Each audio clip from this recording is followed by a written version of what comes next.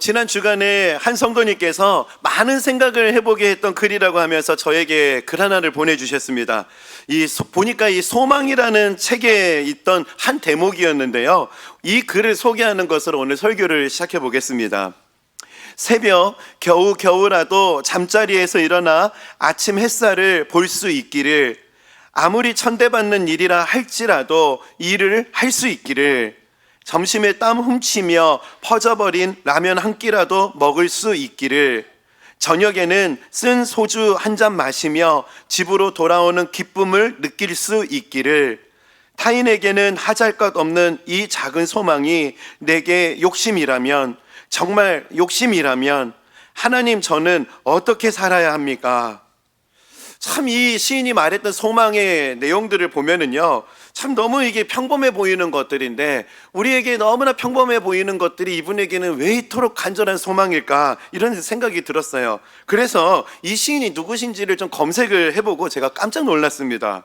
이분은요, 온 몸이 돌로 변해가는 전신 석회화증이라는 이 세계에서도 몇 안 되는 희귀병을 앓고 있는 지금 상황에서 이 시를 쓰셨다고 합니다.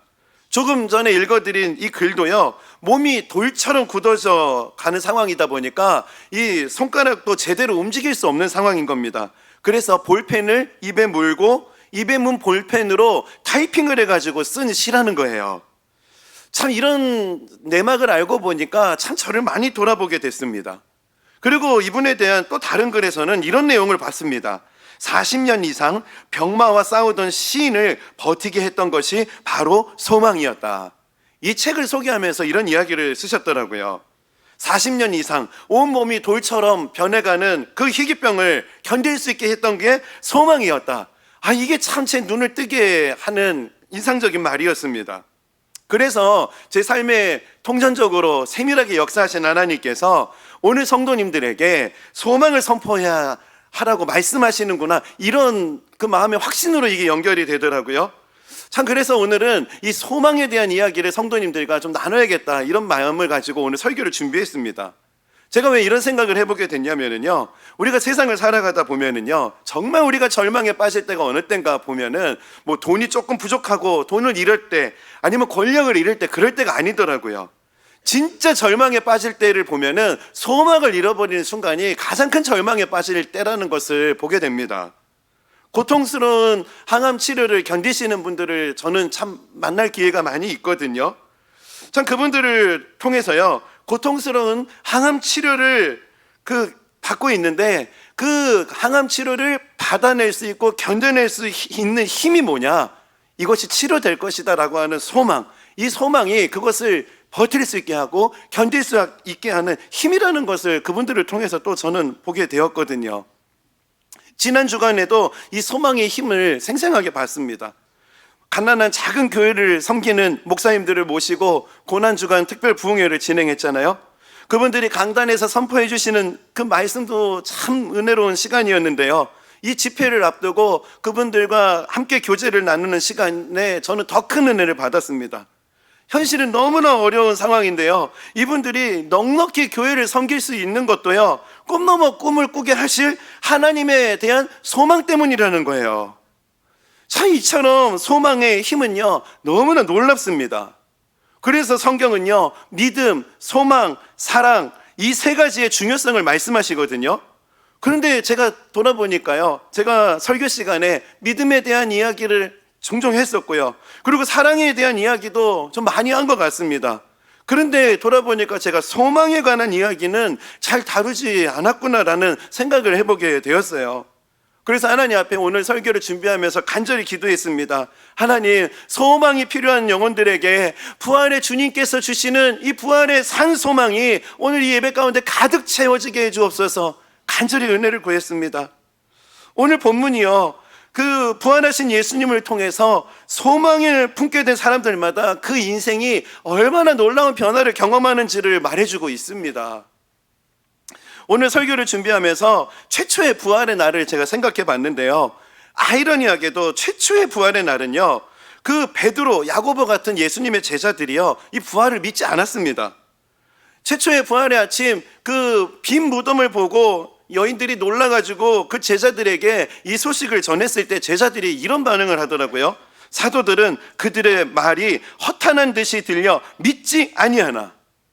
아니, 이게 제자들의 반응이라는 거예요.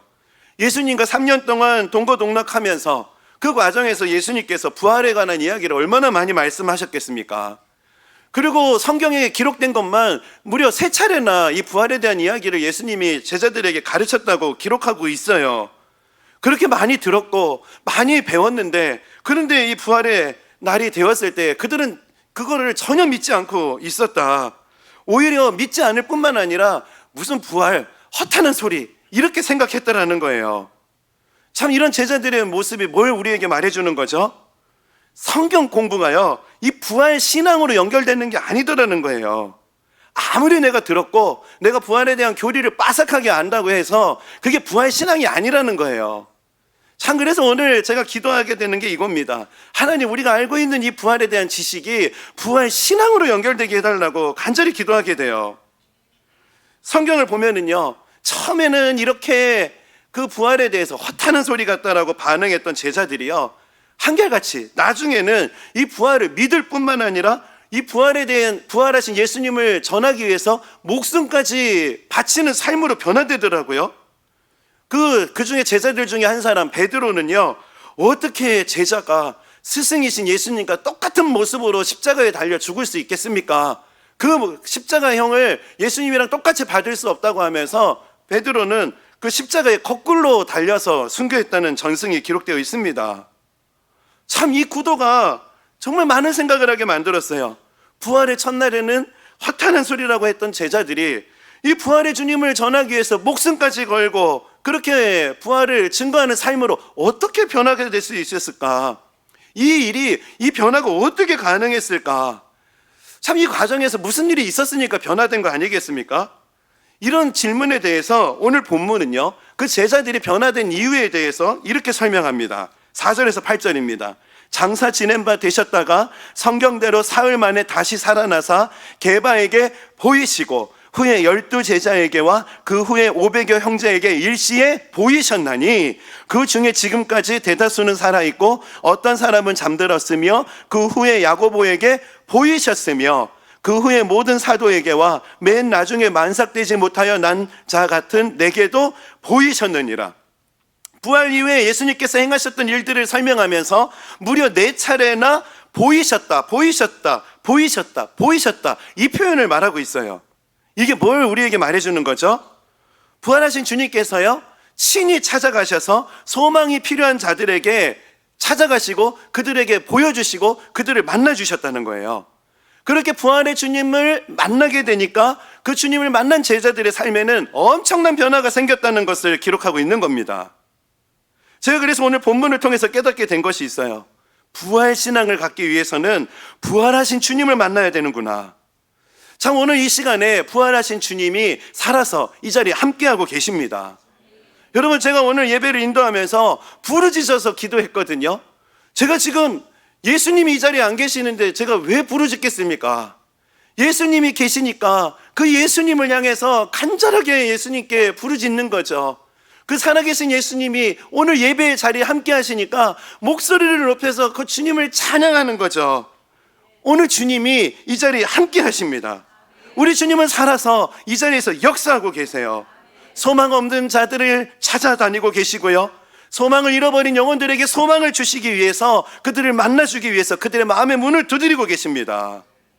참, 매 예배 때마다 살아계신 하나님 앞에 예배를 드리고 있다, 살아계신 하나님을 경험하는 예배가 되기를 바랍니다, 이 기도 제목을 가지고 예배를 드리고 있거든요. 그런데 놀랍게도요, 매주일 주님께서 이 기도에 응답해 주고 계십니다.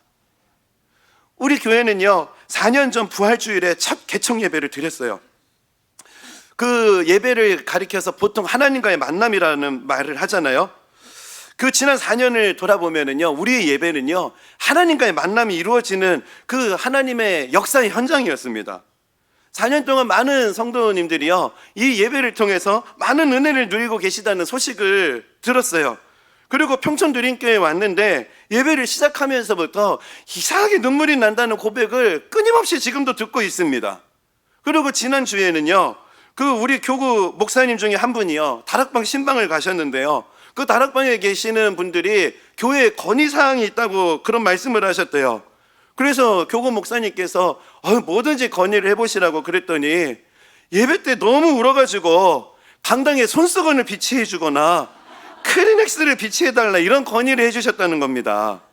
그런데 그 건의 사항을 저에게 전달해 주면서 너무 기뻐하시는 목사님의 표정을 보는 것도 참 감사했어요. 지금 이게 뭘 말하는 거죠? 지금 살아계신 하나님께서 역사하시는 그 은혜를 예배의 자리에서 누리고 계시다는 거 아니겠습니까? 여러분, 혹시 예술의 전당 세종문화회관 공연 보러 들어가는 길에 눈물부터 나시는 분 보신 적 있어요? 극장에서 영화를 보는데 그 영화의 내용과 상관없이 왠지 내용은 뭔지 모르겠는데 눈물만 흘리는 분들 계십니까? 내 얘기인가? 그런 생각을 하시는 분이 계시다면요, 빨리 병원 가시기 바랍니다.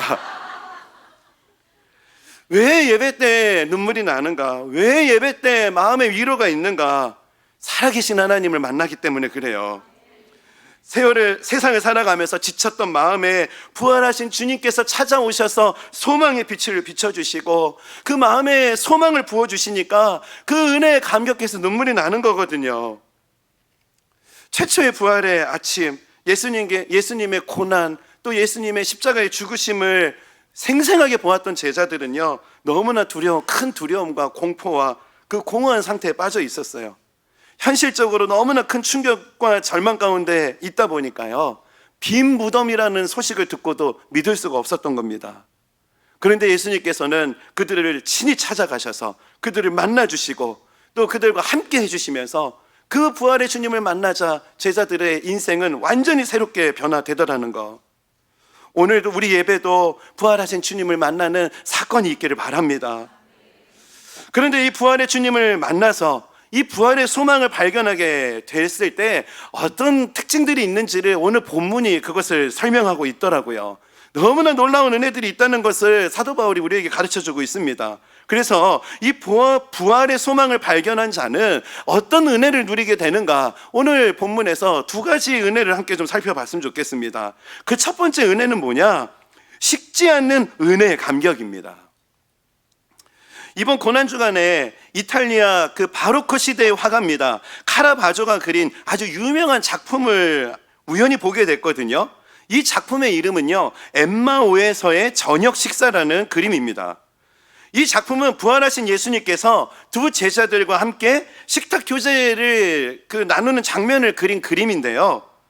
한번 보십시오. 너무 유명한 그림이라서 한 번쯤은 보셨을 것 같은데요.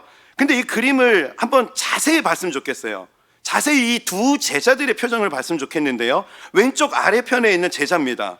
이 한 제자가요, 자기와 같이 떡을 떼고 계시는 식사하는 그 분이 예수님이라는 것을 깨닫게 되니까 깜짝 놀라가지고 의자에서 벌떡 일어나려고 하는 거예요.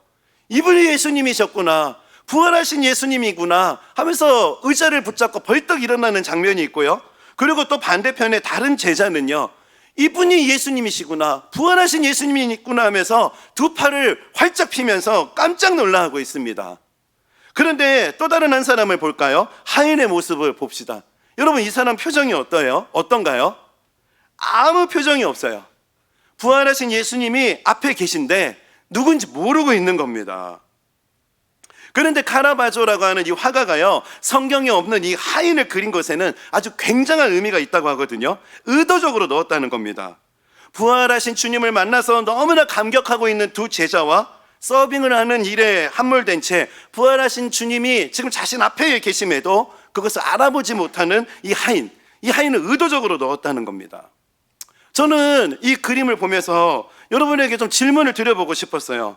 여러분은 이 두 부류 가운데 어디에 해당되십니까? 부활하신 예수님을 만나서 감격하고 두 팔을 벌리는 그 두 제자의 모습입니까? 아니면은 부활하신 예수님이 지금 내 앞에 계심에도 불구하고 아무 표정 없이 그냥 자기 하는 일을 하고 있는 그 하인의 모습이신가요? 제가 오늘 바라는 거는요, 오늘 예배의 자리에 올 때 하인 같은 모습으로 왔다 할지라도요, 두 제자 같은 모습으로 세상을 향해 나아가는 그런 변화가 오늘 예배 가운데 있게 되기를 간절히 소원합니다. 이런 마음을 가지고 오늘 본문을 준비했거든요. 왜냐하면 오늘 본문은요, 부활하신 주님을 만나게 되면은 구체적으로 어떤 은혜들을 경험하게 되는지를 생생하게 우리에게 보여줍니다. 다 함께 오늘 본문 10절 말씀을 볼까요? 우리 이 말씀 다 함께 한번 읽어보겠습니다. 시작. 그러나 내가 나 된 것은 하나님의 은혜로 된 것이니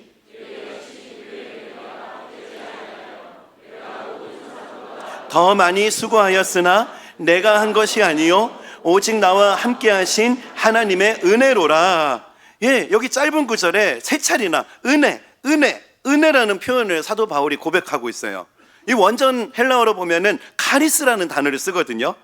이 카리스에는 여러 가지 의미가 있는데요, 대표적으로 이 카리스의 의미가 드러나는 게요, 누가복음 2장 52절입니다. 예수는 지혜와 키가 자라가며 하나님과 사람에게 더욱 사랑스러워 가시더라. 이게 카리스예요. 지금 사도 바울이 말하고 있는 은혜가 뭐냐? 날마다 하나님의 사랑을 경험하고 있고 하나님의 사랑을 깨닫고 있다는 거예요. 참 하루 한순간을 살아가다 보면서 내 모습을 볼 때 나는 죄인 중에 괴수라고 할 정도로 참 부족함이 많은 사람인데, 그런데 그럼에도 불구하고 변함없는 사랑으로, 한결같은 사랑으로 나를 사랑해 주시는 이 사랑을 내가 날마다 경험하고 있다는 것을 오늘 사도 바울이 경험하고 있는 겁니다. 그런데 흥미로운 점은요, 많은 학자들이 이런 얘기를 해요. 사도 바울이 부활하신 주님을 만난 시점을 예수님께서 죽으시고 부활하신 이후에 3년 뒤쯤으로 추측을 합니다. 그런데 오늘 우리가 읽었던 이 고린도 전서가 쓰여졌던 시점이 언젠가? 사도 바울이 다메섹에서 부활하신 예수님을 만난 뒤 약 20년이나 흐른 시점이라는 거예요. 그러니까 지금 부활하신 주님의 사랑을 깨닫고 나는 날마다 그 사랑을 받고 있다. 은혜 이 고백하는 시점이 언제라고요? 예수님을 만난 지 20년이나 지난 시점이라는 거예요. 20년이나 지났어도 여전히 이 구원의 감격, 은혜의 감격이 바울에게 식지 않았던 겁니다. 저는 이 바울의 이 고백이 20년이 지나도 은혜 이렇게 고백하는 이 마음이 어떤 마음인지가 너무 알 것 같아요. 저는 그 한국 나이로요 17살에 세례를 받았거든요. 고등학교 수련회 갔다가 또 경건한 마음으로 간 것도 아니었습니다. 그냥 자율학습 빼준다 그러니까, 그리고 거기 가면은 여학생들이 많다 그러니까 그냥 단체로 간 거거든요. 근데 거기에서, 그 자리에서 저는 부활하신 예수님을 만났어요. 살아계신 예수님을 만났습니다. 그리고 제 인생이 완전히 바뀌게 됐거든요. 그리고 올해 한국식 나이로 제가 47살입니다.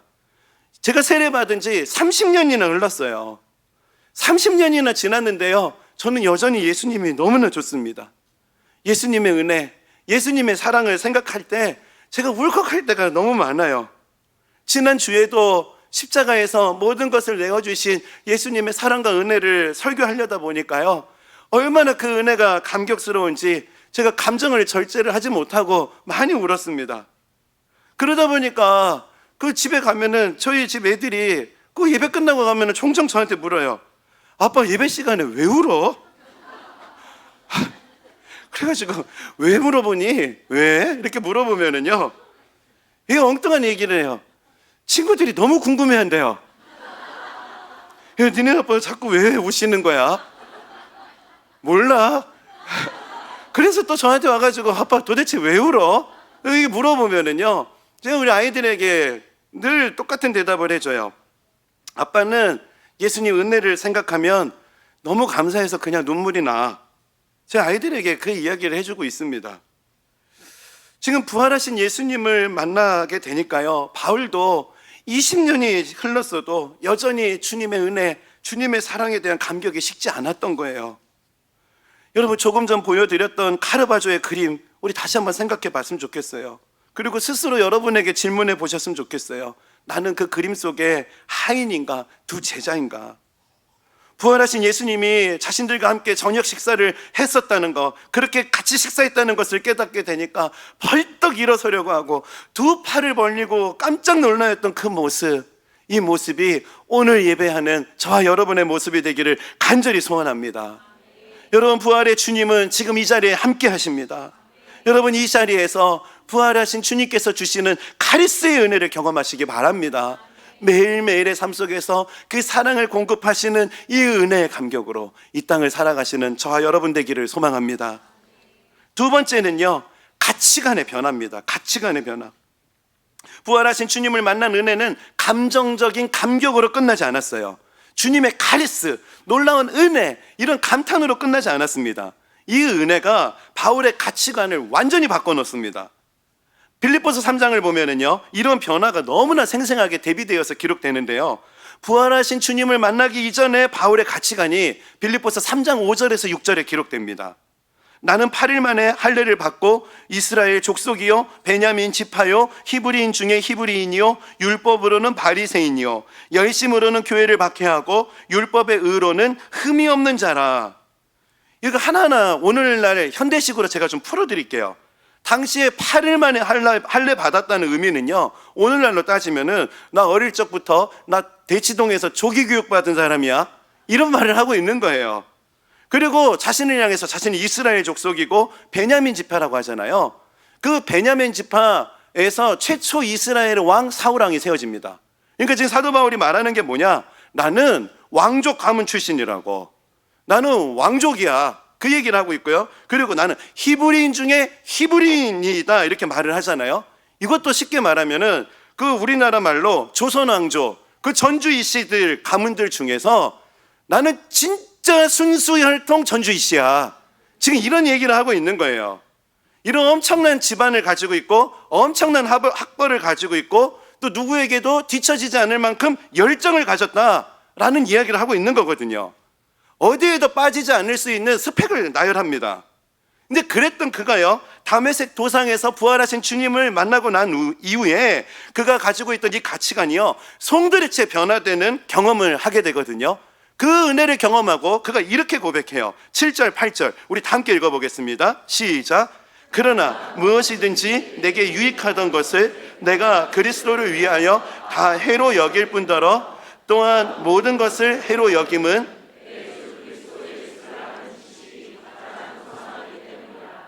내가 그를 위하여 모든 것을 잃어버리고 배설물로 여김은, 이 예수님을 만나고 나니까요, 그동안 자신이 소중하게 생각했던 것들을 배설물처럼 여기게 되었다는 고백을 하는 거예요. 그동안 자신이 자랑스럽게 여겼던 그것들이 다 해롭게 되었다는 것을 고백하고 있습니다. 이게 쉽게 말해서 예수님이 가장 소중하기 때문에 다른 모든 것들은 나에게 그렇게 중요하지 않게 되었다는 고백을 하고 있는 거예요. 그런데 한번 생각해 봤으면 좋겠습니다. 여러분, 지금 바울이 배설물처럼 여겼다고 하는 학벌, 집안, 재산, 여러분 이게 별거 아닌가요? 저만 그런가요? 생각해보면 이거 별거 아닌 게 아닙니다. 이게 하나하나가요, 사실 우리를 위축되게 만들기도 하고요, 또 어떨 때는 그런 게 너무 부러워지기도 하고 우리에게 너무나 큰 영향을 줄 수 있는 대단한 것들이에요. 제가 예전에 분당 우리 교회에서 사역할 때인데요, 아직도 그 가정 신방했던 순간을 잊을 수가 없습니다. 제가 갔던 집 중에서 가장 큰 집에 신방을 가본 적이 있어요. 당시에 저는 14평짜리 집에 살았거든요. 그러다 보니까 그 집에 가서 제가 깜짝 놀랐습니다. 집에 그 거실에 큰 나무가 심겨져 있는 거예요. 나무는 보통 가로수 그런 건 줄 알았는데 집 거실에 나무가 화분도 아니고 집에 심겨져 있는 나무를 보고 제가 깜짝 놀랐고요. 그리고 그날 신방하다가 잠깐 화장실을 좀 이용했는데요, 제가 그날 그 집에서 화장실 가다 길을 잃어버렸습니다. 집사님, 어디로 가야 되냐고 화장실에서 길을 잃어버려가지고, 하여튼 제가 그날 이렇게 큰 집에 사는 게 이게 보통 일이 아니구나, 이거 별거 아닌 일이 아니구나 하고 제가 그날 그 집에서 제가 많은 것을 생각해 보게 됐어요. 여러분 한번 생각해 보세요. 그냥 단순하게 하나님 만나면은 이런 모든 것들 다 배설물이 돼, 여러분 그렇게 쉽게 말할 수 있는 얘기가 아니라는 말씀을 드리고 싶은 거예요. 사실 이런 거 하나하나는 대단한 것들이거든요. 그리고 이런 거 하나하나는 우리에게 큰 영향을 줍니다. 바울도 마찬가지로 이런 것들에 큰 영향을 받았을 거예요. 그럼에도 불구하고 어떻게 해서 바울은 이런 것들을 배설물처럼 시시하게 여길 수 있었을까? 이 질문을 해보자는 겁니다. 부활하신 주님을 만났기 때문이에요. 이 땅에 잠깐 있다가 사라질 것들에 집착하는 인생이 아니라 부활하셔서 영원한 생명을 우리에게 허락하신 예수 그리스도, 이 영원한 생명, 이 부활하신 주님이 첫 열매가 되셨다는 이 은혜가 나에게 주어졌다는 것을 깨닫게 되니까요, 잠깐 있다 사라지게 될 것들이 그에게 있어서 그렇게 중요해지지 않게 되더라는 겁니다. 부활하신 주님을 만나고 그 부활의 소망을 가슴에 채우게 되면은요, 가말리엘의 문화생이면 어떻고, 배웠으면 어떻고, 안 배웠으면 어떻고, 뭐 이런 게 그렇게 중요해지지 않게 된다는 거예요. 집이 100평이면 어떻고 14평이면 어떻고 이런 거에 크게 영향을 안 받게 된다는 겁니다. 혹시 이런 작은 것들에 여러분 자꾸 신경을 쓰이고 이런 것들에 영향을 받는다면요, 여러분 이 부활의 소망을 구하시기 바랍니다. 이 부활의 은혜를 경험하셔야 돼요. 여러분 부활하신 예수님, 살아계신 예수님을 만나게 되면은요, 여러분 이런 것들이 그렇게 중요하지 않게 됩니다. 은혜를 받으면 신기한 게 뭐냐면요, 이런 것들이 별로 눈에 안 들어와요. 그 제자 훈련 하시는 분들 중에 가정을 돌면서 이 접시는 어디서 샀을까? 막 이런데 막 마음이 쓰이는 분이 있으시면은 여러분 은혜를 구하시기 바랍니다. 누구는 어떤 차를 타고 다니시네, 저 집은 몇 평이네, 막 이런 것 때문에 마음의 영향을 받으신다면은요, 하나님 은혜를 구하라는 사인으로 여러분 해석하시기 바랍니다. 정말 중요한 기도 제목이에요. 제가 이 성경을 이렇게 설교를 준비하다가요, 삭개오라는 인물이 생각이 났거든요. 이 삭개오 하면은요, 돈 하면서 살았던 사람입니다. 평생 돈을 벌 수 있다면은요, 무슨 수를 쓰더라도 그냥 돈 버는 게 그에게 있어서는 최고의 가치관이었어요. 사람들이 손가락질을 해도요, 돈만 벌 수 있다면 그것 별로 상관하지 않았던 사람이 삭개오였습니다. 그랬던 그가요, 예수님을 만나게 되니까요, 이 모든 가치관이 송두리째 변화되거든요. 누가복음 19장 8절입니다. 삭개오가 서서 주께 여짜오되 주여 보시옵소서, 내 소유의 절반을 가난한 자들에게 주겠사오며 만일 누구의 것을 속여 빼앗은 일이 있으면 내 갑절이나 갚겠나이다. 삭개오가 이런 놀라운 고백을 하거든요. 그런데 더 놀라운 건 뭔지 아세요? 누가복음 19장을 뒤져보면은요, 예수님께서 삭개오에게 이렇게 하라는 지시를 어떤 지시도 내리지 않으셨다는 거예요. 지금 삭개오가 예수님을 만나서 자원해서 이런 고백을 하는 겁니다. 지금 예수님을 만나고 나니까 삭개오의 모든 가치관이 달라졌어요. 예수님이 기뻐하시는 것을 기뻐하게 되고, 예수님의 기쁨이 된다면은 어떤 헌신도 주저하지 않겠다는 것을 고백을 하고 있는 겁니다. 오늘 본문의 사도 바울도 이와 같은 고백을 하거든요. 우리 10절 말씀인데 우리 다시 한번 이 말씀 읽어보겠습니다. 시작. 그러나 내가 나 된 것은 하나님의 은혜로 된 것이니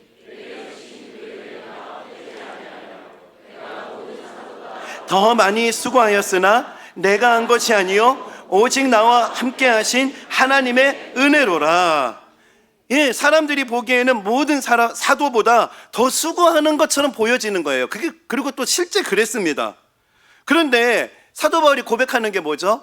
다른 사람들보다 더 수고하고 더 고생하는 것처럼 보이는데, 이 모든 일은 주님이 부활하셔서 매 순간 도와주시는 은혜의 과정이라고 고백하고 있는 거예요. 모든 수고가 하나님의 은혜로 된 일이라고, 이런 은혜를 고백합니다. 저는 이런 사도 바울의 고백 속에서 성숙이라는 단어를 떠올려 보게 되거든요.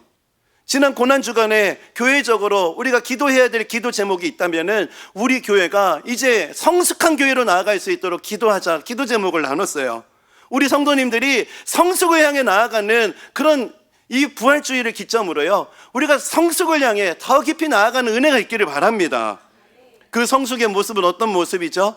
내가 모든 사도보다 더 많이 수고하였으나, 이 고백이 어떤 고백으로 연결되는 거예요? 오직 나와 함께 하신 하나님의 은혜로라. 이 고백으로 연결될 때 성숙하다 할 수 있는 겁니다. 저는 이 바울의 고백을 도전으로 받았어요.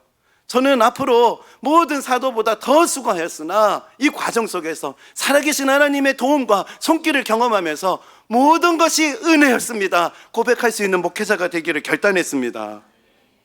여러분, 우리 교회의 상황을 보면은요, 우리 교회는 사실 안정적인 상황이 아닙니다. 매월 장소를 계약해야 되는 상황이거든요. 지난 금요일에도요, 5월달 장소 사용 승인을 받았어요. 너무 좋아가지고요, 그날 학교에 함께 갔던 목사님들 제가 밥 쌌습니다. 너무 좋은 거예요. 우리가 이제 5월달 기도했던 거, 준비했던 거 할 수 있구나.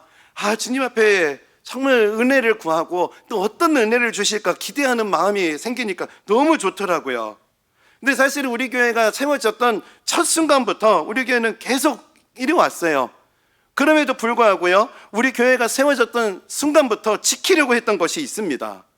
성도님들의 귀한 헌금이 전적으로 교회 안정을 위해서 쓰여지는 거 옳지 않다. 그렇기 때문에 절기 때마다 드려지는 이 헌금은 어려운 이웃, 교회들을 위해서 사용하려는 거, 이 기준은 계속 지켜오고 있습니다. 저는 이걸 하나님이 너무 기뻐하신다고 믿어요. 분립개척 초반부터요, 교회를 위해서 헌금을 사용하는 게 아니라 수도권에 있는 교회, 경상도에 있는 교회, 또 작년에는 전라도에 있는 교회들, 올해는 이제 충청도에 있는 교회들을 섬기려고 저희들 기도로 준비하고 있습니다. 우리 교회가 안양 지역에 있다 보니까요, 이 안양 우리 교회 주변에 10개의 작은 교회들을 선정해서요, 작년부터 꾸준하게 저희들이 월세 지원으로 그 교회들을 섬겨오고 있어요. 안양 지역에 있는 취약계층들 생활 지원, 또 반찬 섬김 등으로 정말 교회가 기쁨으로 이 일들을 감당하고 있거든요. 근데 현실은요, 한 달 앞을 내다보기 힘들 정도로 참 불안정한 상황이에요. 이런 상황임에도 불구하고요, 정말 이렇게 이웃에게 이 귀한 헌금을 흘리고 나누고 기도하면서 나아가는 이 과정이요, 너무 억지로 한다? 이런 생각을 해본 적이 단 한순간도 없습니다. 과정이 너무너무나 기뻤어요. 제가 왜 이런 고백을 하냐면요, 정말 하나님께서요, 정말 살아계시는 게 저는 막 보이거든요. 정말 우리 교회 담임 목사님이 되어주셔서 우리 주님께서 우리 교회를 이끌어주고 계심을 너무나 생생하게 목도하고 있어요. 제가 있는 이 자리는요, 하나님께서 길을 만들어주시는 것을 보는 자리거든요. 하나님 살아계셔서 한치 앞을 내다보기도 힘든 게 참 연약한 상황이지만 한 걸음 한 걸음 진짜 자로 잰 듯이 하나님께서 이 교회를 이끌어 가시는 것을 볼 때마다요, 내가 수고한 것 같지만 모든 것이 하나님의 은혜입니다. 이 고백이 너무나 이해가 되는 거예요. 예수님을 경험하게 되고 또 예수님의 살아계심을 순간순간마다 경험하게 되면은요, 예수님께서 기뻐하시는 게 소중해집니다. 그 은혜로 지난 4년을 한 걸음 한 걸음 달려왔어요. 부활의 주님을 통해서 소망을 발견하게 되면은 가치관이 새로워지고 우선순위가 새로워집니다. 부활하신 주님을 만난 사람들에게는 예수님이 가장 소중해져요. 여러분, 근데 이게 은혜입니다. 오늘 예배하는 모든 분들이 이 시간 부활하신 주님을 만나는 사건이 나타나게 되기를 주님 이름으로 축복합니다. 말씀을 정리하겠습니다. 이 부활의 아침, 깊은 새벽이었습니다. 어제 사실은 원고를 처음에 이제 출력을 하고 그 원고를 읽고 또 묵상하고 또 하나님 앞에 조용히 기도 드리는 시간을 가졌어요. 그렇게 이제 원고를 출력해 놓고 기도하는 중에요, 평소에 잘 고백하지 않는 찬송가가 툭 터져 나왔습니다. 여기서부터는 두 번째 출력한 원고예요. 그 찬송가가 뭐였냐면은 찬송가 436장 나 이제 주님의 새 생명 얻은 몸이라는 찬송가인데요, 제가 평소에 부르지도 않았던 이 찬송가가 자꾸 흥얼거려졌어요. 나 이제 주님의 새 생명 얻은 몸, 옛것은 지나고 새 사람이로다. 그 생명 내 맘에 강같이 흐르고 그 사랑 내게서 해같이 빛난다. 여러분, 이어서 함께 같이 고백합시다.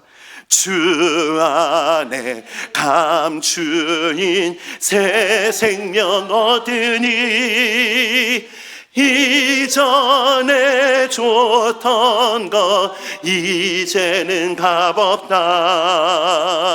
하늘의 은혜와 평화를 맛보니 찬송과 기도로 주 함께 살리라. 영생을 누리며 주 안에 살리라. 오늘도 내일도 주 함께 살리라. 깊은 새벽, 저는 부활하셔서 살아계신 예수님을 만난 거거든요. 이 찬송가의 내용도 의미가 있는 거지만 그날 교회 예배를 위해서 전날 말씀을 놓고 기도할 때 부활하신 주님이 저를 찾아오셨습니다. 그리고 참 이 찬양을 고백하게 하신 거, 이것도 살아계신 하나님의 역사였어요. 너무너무나 감사했어요. 옛것은 지나고 새 사람 되었다, 이 고백이 오늘 우리 모두의 고백이 되기를 바랍니다. 여러분, 부활하신 주님을 만난 사람은 이전에 좋던 것 이제는 값없다를 고백할 수 있게 되는 거예요. 예수님이 가장 소중해지기 때문에 그렇습니다. 이 식지 않는 감격으로 살아갈 수 있는 은혜를 부활하신 주님의 소망을 채우는 자들은 누릴 수 있게 되는 거예요. 이것이 부활의 소망 주는 능력입니다. 오늘 예배하는 모든 성도님들이 매일의 삶 속에서 이 부활의 소망의 은혜를 가슴에 채워가고 이 능력으로 부활하신 주님과 동행하는 삶을 살아가게 되시기를 주님 이름으로 축복합니다. 함께 기도하시겠습니다. 하나님 아버지, 참 감사합니다. 사망 권세를 깨뜨리시고 부활하신 주님을 찬양합니다. 지금도 살아계셔서 우리와 함께 하시고 매 순간 한 걸음 한 걸음을 우리와 동행하시는 주님, 아버지, 우리가 보았던 그 그림의 하인과 같은 모습으로 우리가 살아가지 않게 하시고 부활하신 주님의 그 은혜에 감격했던 그 두 제자의 모습으로 매일의 삶을 살아갈 수 있도록 은혜 허락하여 주옵소서. 이 은혜에 감격하고 감사하는 마음으로 주님 앞에 부활주일 헌금을 드립니다. 하나님, 이 헌금이 흘러가고 쓰여지는 곳마다 슬픔 가운데 있는 영혼들이 기쁨을 얻게 하시고 절망 가운데 있는 영혼들이 부활의 소망을 맛볼 수 있도록 은혜의 재료로 사용하여 주옵소서. 그런 은혜로 함께 하실 주님께 모든 것을 의탁드리며 예수님 거룩하신 이름으로 기도드립니다. 아멘. 이 시간 부활주일 헌금을 드릴 때요, 주 예수 나의 산소망, 오늘 말씀 생각하면서 이 찬양 고백하면서 주님 앞에 헌금하며 나아가겠습니다. 우리 함께 고백합시다. 깊은 절망에 수렁 가운데 주님께 닿을 수 없던 우리, 어두운 밤 중에 하늘을 향해 주의 이름 나 부를 때 어둠을 뚫고 오신 주 사랑 나의 절망 거두셨네. 아멘. 주님의 공로 다 이루셨네. 주 예수 나의 산소. 이 절 함께 고백합시다. 그 누가 주의 자비를 따라 한없는 은혜 증량할까. 영광을 떠나 이 땅에 오신 죄가 되신 구주 예수. 주의 십자가 내게만 뭐라고 말씀하십니까? 영원히 나 용납된대. 아멘. 믿습니다. 아름다우신 왕 나는 주의 그리스도 나의 산소망, 나의 산소가. 할렐루야 할렐루야 주를 찬양하여라.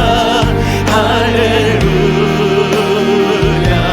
자유케 하셨도다. 죄의 저주 끊으신 주께 구원이 있도다. 주 예수 나의 산. 참전 고백합시다. 언약된 아침 장사된 몸에 부활의 호흡 시작됐네. 이 부활의 능력이 믿습니다. 위험찬 선포, 사망이 무너졌도다. 선포합시다. 이제 사망은 무덤이 더. 선포합시다. 우리를 주장할 수 없네, 할 수 없네. 아멘. 유다의 사자 위험찬 보여 사망이 무너졌도다. 아멘. 믿습니다. 사망이 무너졌도다. 사망이 무너져. 선포합시다. 주 예수 승리하셨네. 주 예수 승리하셨네. 우리 전심을 다해 할렐루야, 할렐루야. 주를 찬양. 부활하신 주님, 지금도 살아서 역사하시는 하나님, 주님을 찬양합니다. 죄의 저주 끊으신 주께 구원이 도다. 주 예수. 우리 다 함께 자리에서 일어나서 고백합시다. 할렐루야, 할렐루야. 주를 찬양하여라. 할렐루야. 자유케 하셨도다. 죄의 저주 끊으신 주께 구원이 도다. 주 예수. 우리 마지막으로 다시 한 번 더 전심을 다해 할렐루야, 할렐루야. 부활하신 주님, 지금도 우리와 함께 하신 임마누엘 하나님, 이 놀라운 일을 이루신 주님을 찬양합니다. 죄의 저주 끊으신 주께 구원이 또다. 주 예수 나의 산, 주 예수 나의 산소마. 주 예수 나의 산소, 주 예수 나의 산소마. 주 예수 나의 산소마. 할렐루야. 사망 권세를 깨뜨리시고 주의 저주를 끊으시고 부활하신 예수 그리스도, 지금도 우리와 함께 하시는 임마누엘 주님, 주님을 찬양합니다. 소망 되신 주님을 높여드립니다. 소망의 능력으로 우리를 새롭게 하실 주님을 찬양합니다. 이 시간 우리 함께 기도했으면 좋겠습니다. 하나님 아버지, 소망의 능력을 우리 가운데 허락하여 주옵소서. 아버지 하나님, 부활의 소망, 매일의 삶에서 살아계셔서 나와 늘 동행하시는 이 부활의 소망의 능력으로 우리가 이 땅을 살아가게 하여 주옵소서. 모든 절망은 떠나가게 하시고 죄의 정죄감은 떠나가게 하시고 자유케 하시는 은혜의 능력, 부활의 소망으로 이 땅을 살아가는 하나님의 백성이 되게 하여 주옵소서. 오늘 말씀을 기억하면서 우리 각자의 기도 제목으로 합심해서 함께 기도하시겠습니다. 하나님 아버지, 주님의 은혜를 구합니다. 부활하신 주님, 주님을 찬양합니다. 살아계신 하나님, 그 주님이 우리의 소망입니다.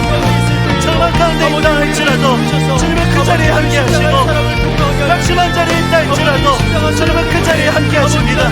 주님은 살아계신 하나님이십니다. 아버지 하나님, 이 살아계신 하나님이라는 믿음이 우리의 지식으로만 머물지 않고 매일의 삶에서 부활 신앙으로 연결되는 변화가 우리 가운데 나타나게 하여 주옵소서.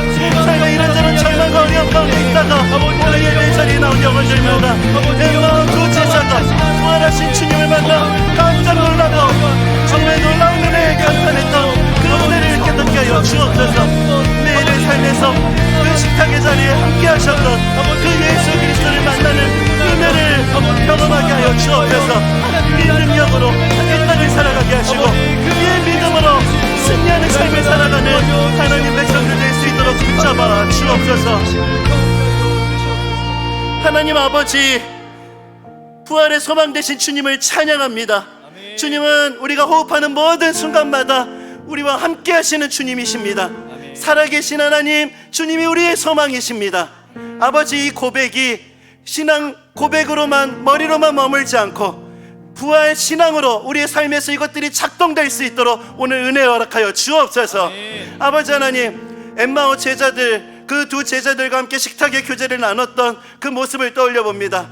매일의 식탁의 자리에서, 매일의 삶의 자리에서 주님이 나와 함께 하셨다는 이 은혜를 깨닫는 감격과 감탄이 우리들의 삶에도 있게 하여 주옵소서. 아버지, 그 서빙했던 그 하인의 모습으로 이 자리에 왔다가도 그 부활하신 은혜에 감탄하고 세상을 향해 나아갈 수 있는 역사가 오늘 예배 가운데 나타나게 하여 주옵소서. 이번 한 주 내내 이 부활하신 주님과 동행하는 삶을 살게 하시고 이 부활하신 주님에 대한 믿음을 가지고 승리하는 삶을 살아갈 수 있도록 주님 붙잡아 주시옵소서. 우리 주 예수 그리스도의 은혜와 하나님 아버지의 다함없는 사랑하심과 성령 하나님의 감동감화 위로 교통하심의 역사하심이 오늘 주신 말씀을 마음에 받고 부활의 소망으로 주님과 동행하는 삶을 살아가기로 다짐하며 예배하는 모든 주의 자녀들 머리 위에 지금부터 영원까지 항상 함께 하시기를 간절히 축원하옵나이다. 아멘.